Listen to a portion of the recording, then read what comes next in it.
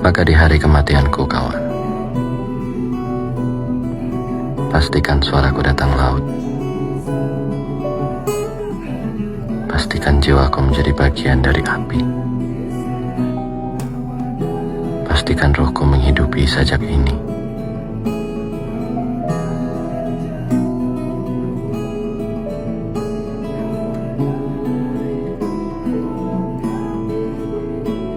Matilah engkau mati. Semoga engkau lahir berkali-kali.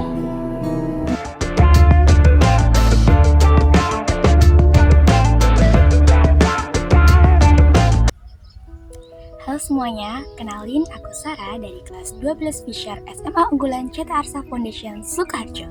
Di kesempatan kali ini, aku akan mengajak teman-teman semuanya buat kenalan satu buku bestseller Indonesia selama beberapa tahun terakhir ini. Judul bukunya adalah Laut Bercerita. Laut Bercerita ini merupakan salah satu buku fiksi sejarah karya jurnalis Indonesia bernama Laila Selika Chudori yang terbit pada tahun 2017 oleh penerbit Gramedia. Selain menjadi bestseller dalam beberapa tahun terakhir, buku ini juga sudah mendapat penghargaan SEA Right Awards pada tahun 2020 lalu. Dari covernya aja, buku ini udah sangat menarik bukan? Nah, kira-kira hal menarik apa lagi ya yang bikin buku ini punya peminat banyak hingga dapat penghargaan? Ayo kita ulas. Penulis menulis buku ini dengan mengangkat cerita para aktivis tahun 1998 lalu. Buku ini memiliki dua sudut pandang.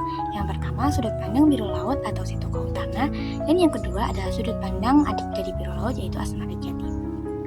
Pada sudut pandang pertama, biru laut menceritakan tentang perjuangan biru laut bersama teman-temannya dalam melawan pemerintahan pada masa Orde Baru yang begitu mengekang rakyat. Dalam ceritanya, biru laut tergabung dalam kelompok aktivis yang disebut Sinatra yang bergerak melakukan aksi perlawanan terhadap peraturan negara. Hingga akhirnya mereka ditangkap dan disiksa habis-habisan. Beberapa di antaranya dipulangkan ke rumah masing-masing dan beberapa lainnya dihilangkan jejaknya dan dinyatakan telah mati. Nah, pada sudut pandang kedua, yaitu sudut pandang dari Asmara Jati, menceritakan tentang tekanan batin yang dialami oleh Asmara dan orang terkasih dari para aktivis yang hilang. Ia bersama kelompok bernama Komisi Orang Hilang yang ia bentuk untuk mencari jejak kakaknya tidak membuahkan hasil apapun. Ia masih harus menghadapi orang tuanya yang selalu melakukan penyangkalan atas hilangnya si anak sulung. Hingga akhirnya Asmara Jati merasa seperti sangat depresi dan akhirnya dia mulai menyerah dengan apa yang ia usahakan untuk mencari kakaknya itu. Nah, dalam buku ini banyak sekali pesan yang ingin disampaikan oleh penulis.